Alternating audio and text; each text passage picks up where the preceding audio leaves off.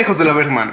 ¿Cómo se encuentran el día de hoy? Ya estamos aquí en un episodio más de este bonito subpodcast. Y pues bueno, estoy aquí con, ya los conocen, él es Carlos. ¿Qué onda? ¿Cómo están? Un domingo más con ustedes. Este es el 9º episodio ya, ¿no? Ya llevamos 9 semanitas sin contar la semana en la que no hubo episodio. O sea, 10 semanas con el podcast, ya llevamos un rato, ¿no? Exactamente. Y también estamos con Carlos.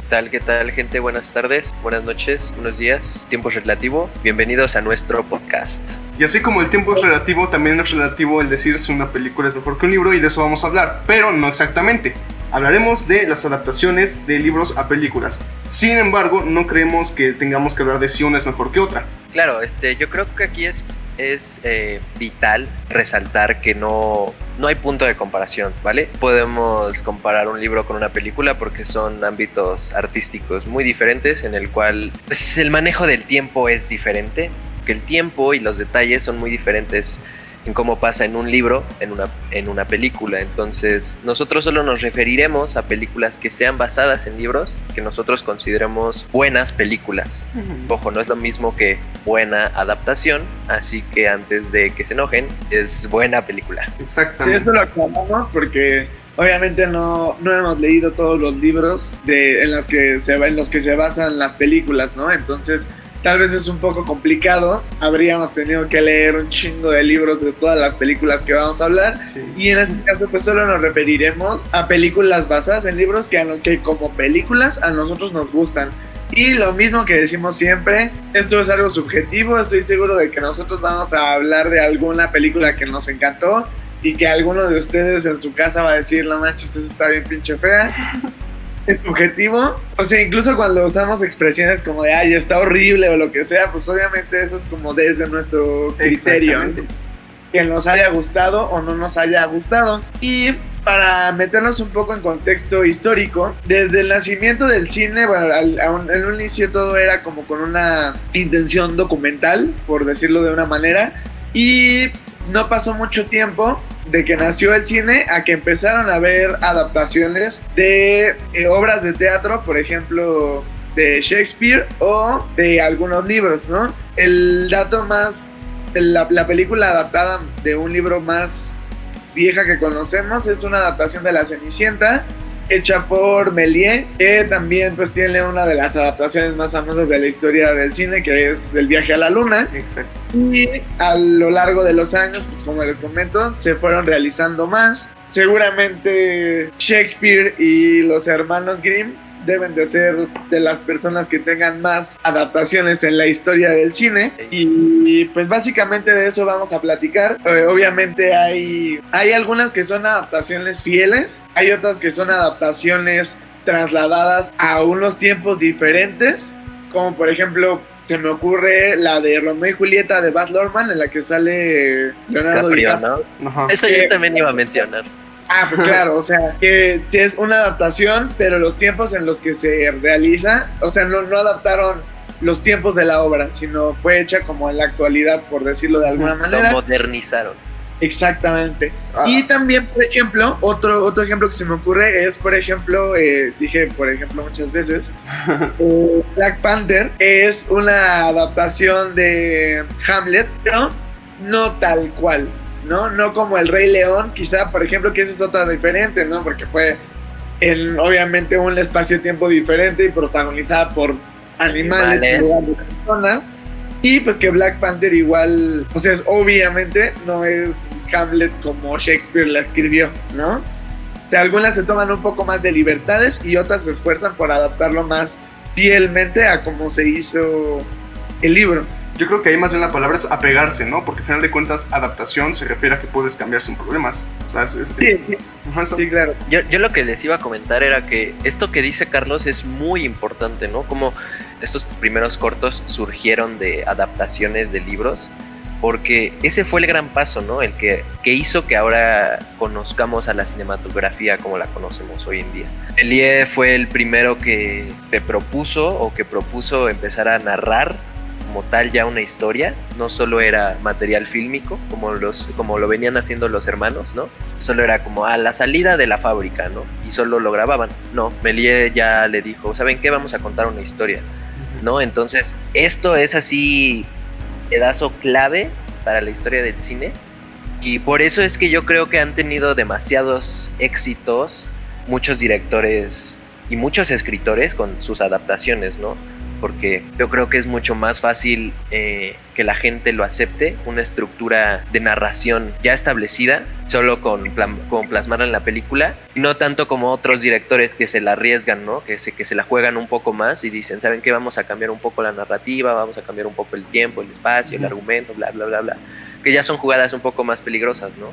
Pero pues, o sea, sí me pareció importante resaltar este dato. Claro, algo que justo lo que dice Carlos, yo siento que esto de las adaptaciones es pues como un arma de doble filo, ¿no? Porque, digo, pensándolo quizá más como en adaptaciones de obras más recientes, que pues obviamente generan como un fandom alrededor de... Bueno, ahora lo vemos, no, hay que aclarar que no vamos a hablar de cómics, ni de... ¿Qué otra habíamos dicho? Ni cómics, ni mangas, ni nada por el estilo, porque ese vamos a marcarlo en otro episodio, pero un poco pues hablando de las dos partes, pues se genera un fandom alrededor de la obra original.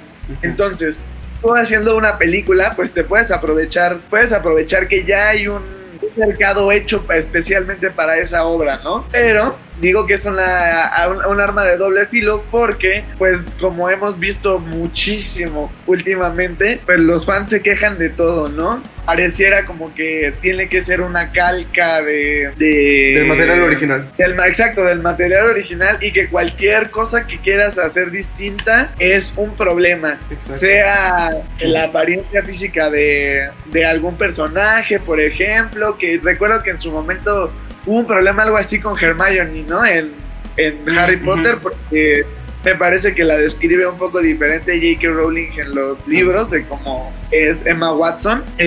Por ejemplo, no sé, hubo un problema apenas con el nuevo live action que van a hacer de La Sirenita, porque la actriz es de raza negra y pues todo el mundo estaba muy enojado. Entonces ahora es un poco más complicado realizar estas adaptaciones, y que quizás hace algunos años no había tanto problema, siento yo que no generaba tanto conflicto. Muchas de las cosas que se adaptaban pues eran obras clásicas, como precisamente de Shakespeare o de Julio Verne o de autores de ese estilo, ¿no? ¿Sabes cuál creo que es el problema y donde radica la polémica? Es que los libros son muy descriptivos. Y cuando, por ejemplo, a mí en mis cursos de guión y de producción, sobre todo, te explicaban que, o sea, no describas al personaje, ¿no? Porque no sabes si vas a encontrar un actor o a una actriz justo con esos rasgos que quieres, ¿no? O sea, vas delimitando muchísimo más tus opciones. Entonces, el agarrar un personaje que ya existe, pasarlo en una persona, sí es mucho más complicado, ¿no? O sea, y aparte estás a sueltas, o dependes mucho de la imaginación de las personas, ¿no? De cómo ellos veían ese personaje. Entonces, sí es muy complicado, es muy frágil.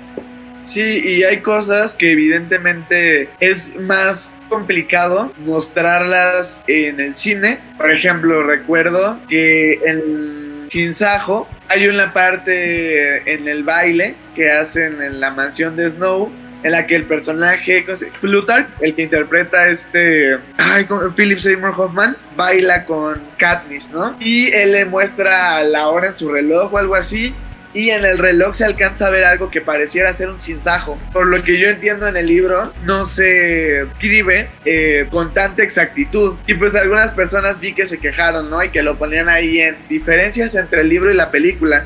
Porque si se mostraba eso en la película iba a ser muy obvio.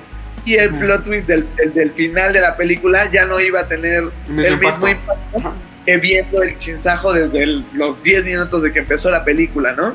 Entonces, independientemente a lo mejor de la visión artística del director o el guionista que va a adaptar, es un poco más complicado, porque en el cine pues todo lo vemos, ¿no? No lo imaginamos. Hay cosas que tal vez no pueden ser tan sutiles como en una descripción, que pues puede ser un poco ambiguo en un libro, ¿no? Y visualmente pues quizá es un poco más complicado mostrar pues esta ambigüedad. Sí, sin duda, ¿no? Y es que esas diferencias, ¿sabes? No siempre van solo de los detalles en cuestión de la historia, digamos, de un suceso, sino que también puede ir en los personajes, y es que a veces para que la película funcione mejor es necesario hacer estos cambios, y no implica que va a ser mejor o peor, solo que es diferente. Por ejemplo, en el caso de Resplandor, no me acuerdo cómo se llamaba la mujer. El punto es que su personalidad es muy distinta a la de los libros. Según tengo entendido, en los libros ella es como que súper fuerte, súper atrevida, arriesgada, y en la película es un poco más delicada, asustadiza. Pero pues dijo Kubrick, y con mucha razón, ¿no? Si la hacía muy fuerte, la película hubiera acabado a los 10 minutos de que Jack se volviera loco, porque ella se hubiera ido. Necesitaba que este personaje cambiara para que tuviera un mejor desarrollo en la película. Y digo, a final de cuentas, pues tengo entendido que la gente que ha leído el libro le encanta, y quienes han visto la película les encanta. Y pues sí hay quienes dicen que uno es mejor que otro, pero pues ambos son muy buenos en realidad, creo yo. Que bueno, ahí tocas un tema que yo quería hablar precisamente, que era sobre Stephen King. En la adaptación del Resplandor que hizo Kubrick, él se tomó muchas libertades, no solo en la personalidad de la protagonista, Sí. cambió muchas cosas del libro. Y Stephen King se quejó cuando salió la película. Él dijo abiertamente que no estaba para nada a gusto con la adaptación que hizo Kubrick. Y me parece, sí, unos años después se hizo una miniserie en televisión en la que se volvió a adaptar, pero en la que se involucró muchísimo a Stephen King. Sí. Pero por otro lado, por ejemplo, en la película de La Niebla, el director cambió el final del libro. Y Stephen King dijo que él no se le había ocurrido un final tan chingón como el que él le puso, que no lo voy a contar, que Sí. está muy cabrón ese final de la película. No sé cuál es el final del libro, pero sí Stephen King abiertamente dijo que estaba fascinado, que él no se le había ocurrido y que estaba muy feliz con este nuevo final que se le hizo a su obra, ¿no? Y pues, por ejemplo, en eso también, por ejemplo, si nosotros vemos la miniserie original con Tim Curry, las nuevas 2 películas, también hay muchas diferencias. En la original también, pues bueno, en la primera versión que salió en la tele, también hubo cosas que le cambiaron. Y esta segunda adaptación, hecha por Fede Algo, ¿no? No, es un director uruguayo. No. Bueno, es que según yo es el mismo que hizo la de No Respires. Pero bueno, en esta parte sí intenta adaptar un poco más fiel el libro. Y, por ejemplo, lo que a mucha gente no le gustó fue que en el libro pues sí hay cosas así como espaciales y... cósmicas, ¿no? Más bien, Sí, o sea, como justo toda esta parte de la mitología de Stephen King, de la tortuga gigante, que crea el mundo y no sé qué tantas cosas, que en la película, en la nueva, se tocan y quizá no son tan terroríficas, ¿no? Se hacen más como de ciencia ficción y extraterrestres más que de... terror paranormal. O algo por el estilo, y que yo sí recuerdo haber visto, leído y escuchado gente quejarse de que a diferencia de la primera, pues no hay tanto pedo de ciencia ficción y es más terror. Pues sí, pero pues es como lo que estaba diciéndote, ¿no? Bueno, les decía, son cambios que a veces pues son necesarios, porque para que puedas contarlo en 2 horas aproximadamente, tienes que omitir muchas cosas o cambiar otras en pro de la historia. Mientras la esencia se mantenga, está bien, ¿no? Porque al final de cuentas, un hombre, una raza, pues no es la esencia. Bueno, no siempre, ¿no? Hay casos en los que sí, pero no suele ser muchas veces la esencia de tu personaje o de la historia en general. Tu historia es algo y puedes tener las variaciones que quieras, pero mientras mantengas cierta línea, creo que la adaptación está bien lograda. Igual yo creo que es muy complicado también, porque obviamente el que lo escribió no piensa igual que quien lo va a adaptar, que el director o el guionista, ¿no? Y también esto a mí me parece muy interesante, porque al final en una adaptación en película estás viendo lo que le pareció interesante de ese libro al director o al escritor, ¿no? O sea, los ojos con los que esa persona leyó el libro. Y eso a mí también me parece... Pues a mí me parece muy chido, me parece muy interesante. Una adaptación que quizá mucha gente no sabe que es una adaptación es Psicosis de Hitchcock. Es una adaptación también de un libro. Pero por ejemplo, pues en la actualidad pues tenemos este auge de las películas para adolescentes inspiradas en libros, ¿no? O sea, ya sé que está un poco de más, pero igual las voy a mencionar. O sea, la más famosa, obviamente, Harry Potter, a la que le dio y aparte que, digamos, fue la pionera, por decirlo de alguna manera, en libros de adolescentes, porque ya sé que está El Señor de los Anillos, pero pues no es precisamente dirigido al mismo público, ¿no? Exacto. Y pues en Harry Potter le siguió después Los Juegos del Hambre, que le siguió Divergente, que le siguió Cazadores de Sombras, que le siguió Maze Runner. Me ofende que te saltaste un pilar importantísimo. Lo omitiste, te valió. ¿Por qué? No. ¿Por qué estaba hablando específicamente de las de las de adolescentes? Por eso, a ver, explícame por qué te atreviste a omitir Crepúsculo. Crepúsculo, obviamente. Me ofende bastante. Sí, que generó un gran auge. Pero que algo que hay que decir, sinceramente, es que la mayoría de estas adaptaciones son películas bastante, pues, mal hechas, ¿no? O sea, creo que en cuanto a calidad, definitivamente Harry Potter y Los Juegos del Hambre son las que resaltan. Y yo dudaría de Los Juegos del Hambre, pero eso ya es personal, ¿no? No, pero en comparación, por ejemplo, Divergente, que ya ni siquiera les alcanzó para volver a sacar una película, y la última parte está hecha, bueno, creo que ya la última película ni se hizo. Exacto. Y la última fue lanzada a la televisión porque a la gente les cagó la película de tan horrible que estaba, ¿no? Sí. O Maze Runner, que también yo apenas me aventé las 4 son. Maze Runner sí cagaron. O sea, la primera recuerdo que está... pero como me van avanzando, se ponen cada vez más feitas, la verdad.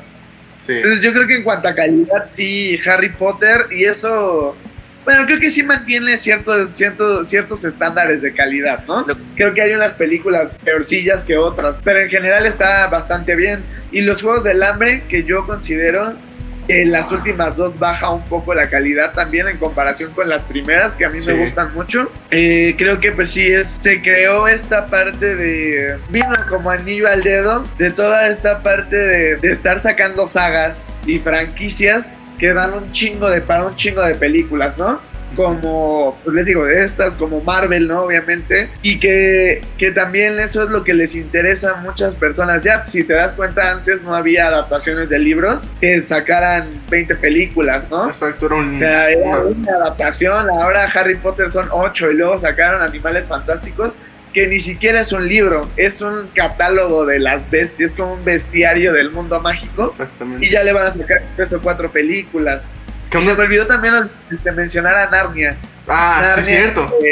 Que también fue un fracaso. A la primera le fue bien, a la segunda ya no tanto, ya la tercera incluso ni siquiera la hizo Disney, la hizo Warner, me parece. Ajá. Y se adaptaron 3, ya no se adaptaron más películas. Y son como 7 libros. Sí, y a nadie les importó, ¿no? Justo lo que yo te iba a comentar es que difiere un poco con esa idea, porque siento que cinematográficamente hablando, estrictamente hablando, sí, no son buenas películas, pero son perfectas películas como producto, como para un público en específico. O sea, su objetivo lo cumple, lo logra, que es llamar a la atención. Inclusive yo creo que era como una propuesta de invitación a leer, ¿no? O sea, también en algún momento lo llegué a pensar así, ¿sabes? Pero lo más interesante es que, haciendo como recopilación de los datos, varias películas que pasaron, grandes películas de la historia, fueron basadas en un libro. O sea, son adaptaciones, ¿no? O sea, como Lo que el viento se llevó, o en el espacio. El Padrino, Tiburón, American Psycho, El Exorcista, Hannibal, Jurassic Park, no, o sea, son películas que tú no concibes, ¿no? Como libros, que piensas que solo en las películas puedes ver eso, ¿no? Y el llevarlo a la realidad, esa imaginación, es algo bien bonito, es algo bien bonito. Pero como lo decíamos, ¿no? Y volvemos a caer en lo mismo, que es súper complicado, ¿no? Pero yo siento que pasan como grandes películas, por lo mismo que la gente se le puede hacer más fácil separar el libro de la película, porque ni sabían que venía de un libro, ¿no? Para empezar. Entonces no hay un punto de comparación y simplemente la experimentas. Y yo creo que eso es lo que se busca realmente, ¿no? O sea, es una experiencia, sí, contada con base en lo que se leyó o en el universo, pero o sea, es una base, es una gran referencia todo el tiempo, ¿no? Para proponerte otra experiencia, ¿no? Para proponerte así como, mira, yo cuando le leí experimenté esto y siento que en la película, poniéndote esto, tú puedes experimentar eso, ¿sabes? Es algo bien bonito, güey. Sí, no, y es que son ámbitos diferentes, o sea, son dos formas de arte y de expresión distintas, porque obviamente el libro te detalla muchas cosas, pero entrando en cuestión de cine, estás viendo algo, ¿sabes? O sea, estás teniendo ya detalles que el libro quizá no te pensaba plantear, como los colores, la iluminación. Y escuchando, exactamente.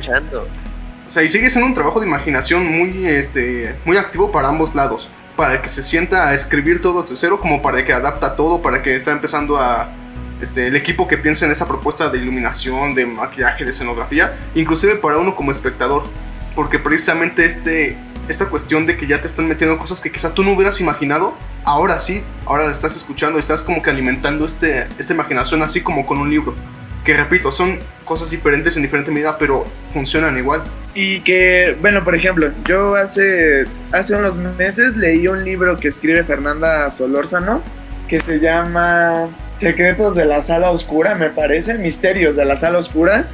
Bueno, Fernanda Solórzano es una crítica de cine, tiene una columna en una página que se llama Letras Libres y hace videoreseñas también en el canal de YouTube de Letras Libres. Y la mayoría de los episodios cada capítulo, capítulo del libro habla sobre una película y la mayoría son adaptaciones de libros. Y justamente habla en la mayoría hubo muchos problemas con el autor original del libro, ¿no? O sea, ella habla de Tiburón, que es una adaptación de un libro, de El Exorcista, de Forrest Gump, del Padrino, precisamente. Y por ejemplo, recuerdo haber leído que Forrest Gump es un libro pesadito y de humor negro. O sea, es bastante pesado y tiene un humor bien ácido. Y el protagonista, pues no se le mira como con tanto cariño como a Forrest, ¿no? Y en cambio la adaptación es todo lo contrario. Simplemente el hecho de poner a Tom Hanks ahí, que es un rostro que a todo el mundo le encanta, ¿no? Y que todo el mundo ama. Casi a todos. Sí, bueno, a ti no. Ya dificultaba que el tono porque aparte Tom Hanks nunca ha hecho una película muy hardcore, por decirlo de alguna manera, ¿no? O sea, quizá Filadelfia es lo más extremo que ha hecho y es una película bastante tranqui también, ¿no? Y justo pues hubo muchos problemas porque al escritor pues no le gustaba que no se respetara absolutamente nada de su obra. Y sí, digamos que lo que pasa en general, o sea, lo que hace Forrest a lo largo de la película es lo mismo que el libro, pero cambia muchísimo la manera en la que se cuenta y en la personalidad de muchas personas, etcétera, ¿no? Entonces, cómo puede cambiar drásticamente y verse dentro de lo que cabe, pues como obras separadas, ¿no? Como o sea, las dos te van a dar una perspectiva totalmente diferente. Y eso a mí me parece sumamente interesante. Otro ejemplo lo tenemos con... no, mejor no lo voy a decir porque ya vi que es mi recomendación. Okay. Entonces no lo voy a mencionar. pero justo, o sea, a mí eso me parece muy interesante. Por ejemplo, una película que a mí me gusta muchísimo, que es también del mismo director Baz Luhrmann, de quien hizo Romeo y Julieta, que también tiene una serie de Netflix muy chida que se llama The Get Down, del nacimiento del hip hop en el Bronx. Sí. Con DiCaprio precisamente, y mucha gente recuerdo que se quejó porque a pesar de que está ambientada en los 20s, igual que la obra original, la música que ponen, por ejemplo, o sea, en una de las pedas de Gatsby sale un hip hop y es una canción de Fergie con will.i.am, creo, ¿no? Okay. O sea, y constantemente escuchas raps en la película y música como de antro. Y a pesar de que todo está en la ropa y toda la ambientación es de los años 20, el soundtrack no corresponde. Un poco, por ejemplo, pues como esta parte extraña que hace en Romeo y Julieta también, que pues fue la película que hizo famosa la canción de Loveful, ¿no? Entonces, a mí, por ejemplo, esa cosa tan extraña que hace el director me gusta mucho, o sea, me parece muy interesante pensar, güey, ¿qué le pasó por la cabeza a este vato? Que dijo, sí, aquí vamos a ponerle un rap mientras el Gatsby está buscando a su enamorada Daisy, ¿no? Entonces a mí me parece algo muy interesante, es algo que disfruto, pero entiendo perfectamente porque hubo mucha gente a la que no le gustó. Además de que el Gatsby es larguísima, ¿no? Pero eso, o sea, y precisamente él hace un trabajo con el color en el Gran Gatsby muy interesante, muy chido. ¿Cuál es? O sea, yo creo que mis películas favoritas de adaptación del libro, sin llegar a recomendarlas, o sea, creo que inevitablemente tengo que mencionar El Señor de los Anillos. No, o sea, no la puedo no mencionar en este podcast, nada más la voy a mencionar, no voy a ahondar más en ella, pero no mames, vean El Señor de los Anillos. Hablando de eso, Carlos, ¿ya viste El Señor de los Anillos? Después de casi 10 capítulos, ¿ya viste El Señor de los Anillos? Pero te prometo que para la segunda temporada ya la vi. Para la segunda temporada vamos a iniciar con el podcast de Exponencia Uribe, Señor de los Anillos. Va a ser todo un podcast de mí hablando sobre la mitología del Señor de los Anillos, te los juro. Hablando un poquito más de cine mexicano, Hijos de los Hombres también está basada en un libro que es de Cuarón. Ajá, una película de Cuarón. Los Hijos del Hombre, sí. Que puta, también es un peliculón. Muy bien hecho, muy bien lograda y que te propone una cosa que te rompe con tu realidad totalmente. Y por último, también mencionar a... No sé si ya la habían escuchado, me salió en unos segundos, pero Blade Runner, no sé si ya la han mencionado. No la mencionamos. Que creo que cinematográficamente hablando es una película hermosa, o sea, disfrutable de ver, una paleta de colores, con una fotografía muy completa, muy llena, que sustituye mucho en parte a todas las descripciones del libro futurista, ¿no? Entonces, yo siento que estas son de las mejores. Obviamente hay muchas, como ya mencionamos, las grandes películas son basadas en libros, entonces también les podemos sacar la lista de Schneider, que si Drácula y que si bla bla bla bla bla bla. Pero por lo menos ¿Schneider? ¿No era Schindler? Sí, de Schindler. Imaginé hacer todos los repartos de Soy 101 y Peggy Jones de pronto. ¿De Schneider? ¿O de Dan Schneider? Bueno, perdón. De Schindler. Yo acá ya me puse bien alemán. Sí. Pues bueno, ¿podría decirse que entonces entramos en terreno de las recomendaciones? Sí. Básicamente sí, yo creo que sí. A ver, entonces, Carlos, tú que ya empezaste, pues cuéntanos. Así Te sigo. Sí, date. Ok. Pues la primera película que se me cruzó por la mente fue El Club de la Pelea. Pero como ya la mencionamos y ya hablamos de ella en películas para mamadores, y efectivamente es una película para mamadores, yo creo que me voy a ver con una más mamadora. Igual es basada en un libro y que de hecho son dos, en un lapso que creo como de 20 y tantos años. Se llama... ¿Sabe cuál? A ver, dime, bravo. Dila, por favor. Se llama Trainspotting. Demonios, esa era mi recomendación. Va, date. ¡Qué ladrón! Si quieres la cambio, güey. No. También... Ya ves que esto pasa, ¿no? O sea, pues es que es muy buena, güey. Sí. Adelante, Carlos, adelante. Las primera. Dos, yo creo.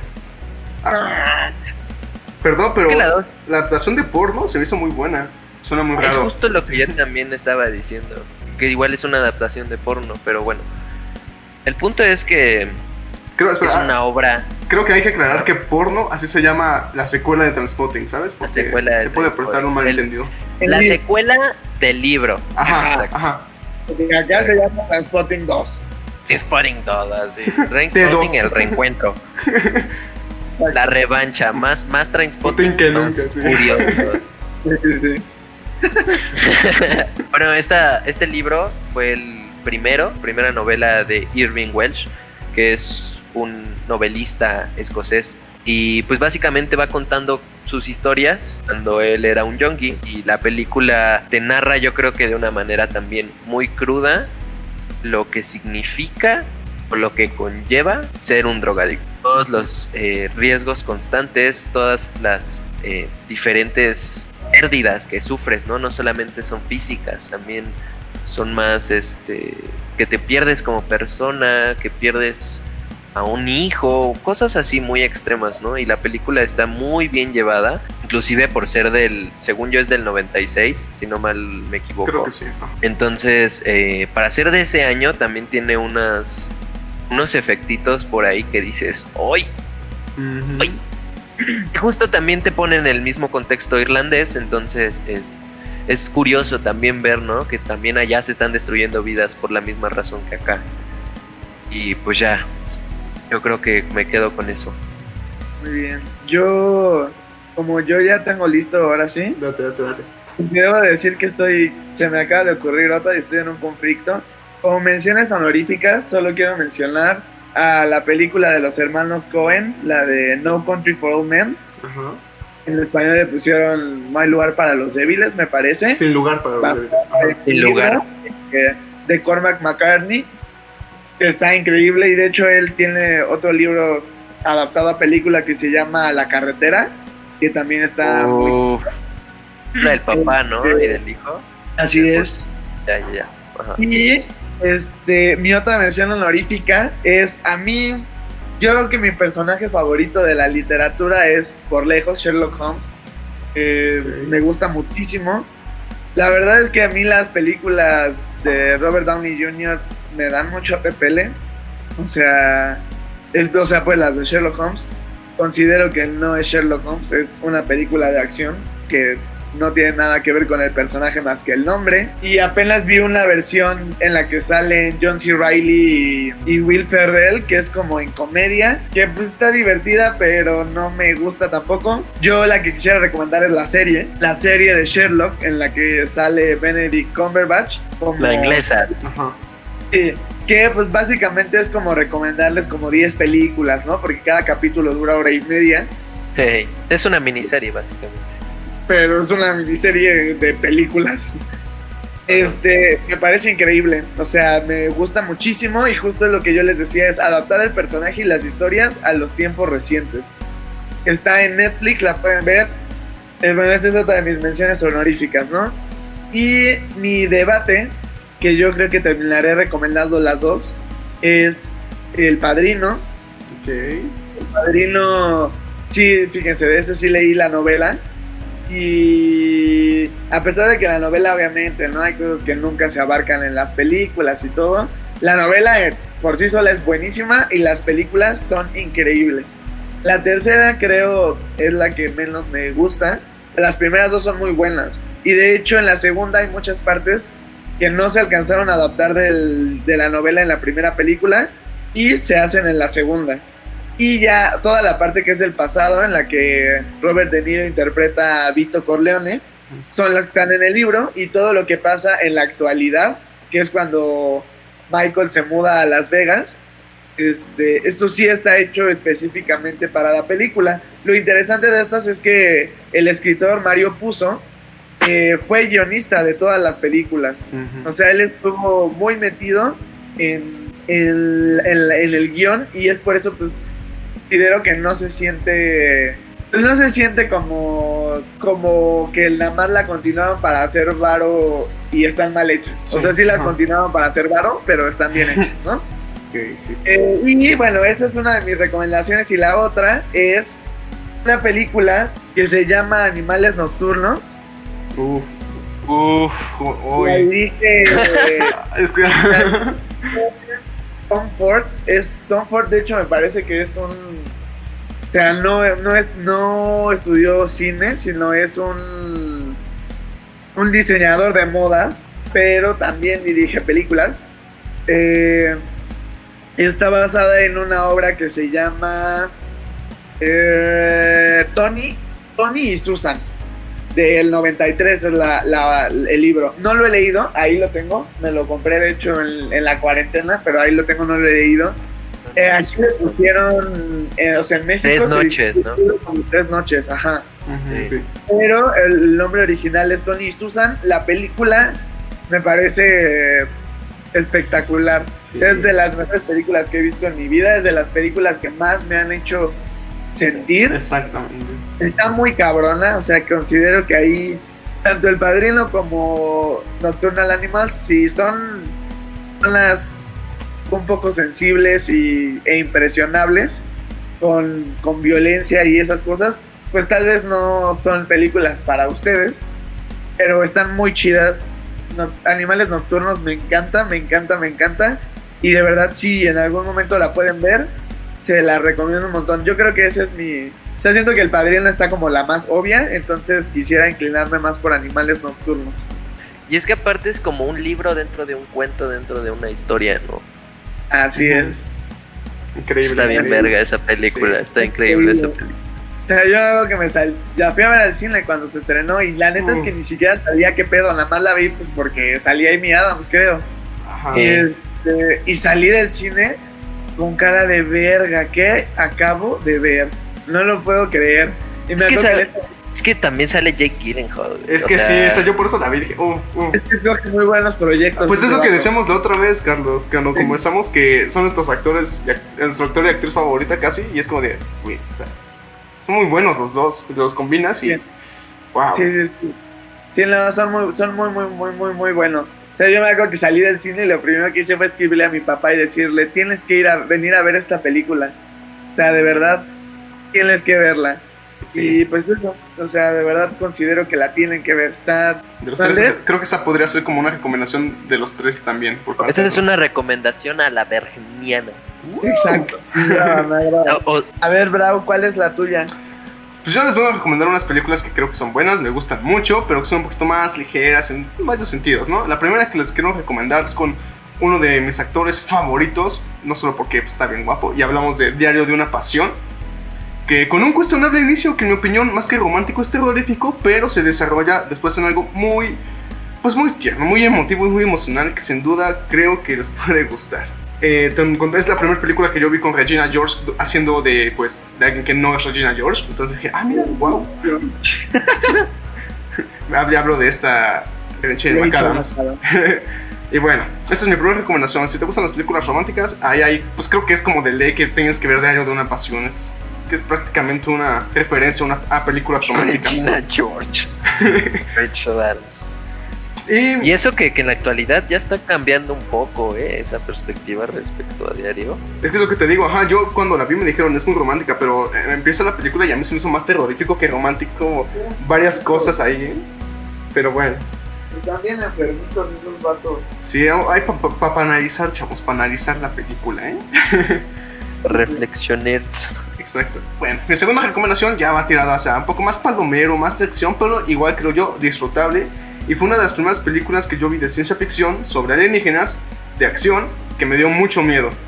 Y hablo de La Guerra de los Mundos. No sé si ustedes la han visto, pero yo personalmente la disfruto bastante. Claro, pues Creo que todo este concepto de que siempre ha habido... Es el concepto del libro, no es spoiler. Es como el concepto de que siempre ha habido alienígenas aquí, que de pronto van a salir y... No sé, todo lo que se desata. Y aparte cómo te lo van contando a través de la historia de este personaje de Tom Cruise y su familia. Pues no sé, me gusta mucho, la disfruto bastante porque a diferencia de muchas películas de aliens donde el objetivo es la destrucción y así, aquí te centran también bastante en su historia humana, como seres humanos, como raza y como especie, que de hecho solo diré que tiene algo que ver con el final, sin spoilear. Y si les, ya me acordé del final. y si les interesa, son diferentes finales, aunque también van muy de la mano. Está muy curioso, porque ya ahí tengo el libro y bueno, yo les recomiendo que vean La Guerra de los Mundos. A mí fíjate que me pareció una película muy buena, solamente no toleraba los gritos cada 5 minutos de Ay, sí, Dakota cierto, Fanning. exacto. Y es que aparte es Dakota Fanning siendo una niña de 5 años. O sea, en un puto apocalipsis Ajá. está justificado, pero simplemente es como de... Como no sé, una vez más Dakota gritando. Pero bueno, a pesar de los gritos de Dakota Fanning, es muy disfrutable, creo yo. Esa es mi recomendación. Estoy orgulloso de nuestras recomendaciones, la verdad. Un gustazo haber compartido micro con ustedes, como siempre. Los esperamos en el siguiente domingo. Tenemos varios episodios ya planeados para ustedes y darles el mejor contenido. Yo fui Carlos Cruz. Yo soy Carlos Uribe. Recuerden que nos pueden escuchar en Anchor, en YouTube, en Spotify todos los domingos a las 8. Y pues nada, muchas gracias por escucharnos una semana más. Ya tenemos, como dice Carlos, unas cositas planeadas, un especial de Navidad. Y pues una vez avisamos que después del especial de Navidad nos vamos a tomar unas pequeñas vacaciones. Un par de semanas, no creo, tal vez un mes máximo. Entonces, de una vez vamos avisando, ¿no? Tal vez nos van a extrañar, pero pues eso, o sea, volveríamos como a mediados de enero. Claro, esto es con el afán de nosotros poder tomarnos el tiempo de ver más películas y de poder seguir hablando con ustedes y de seguirles informando lo que opinamos.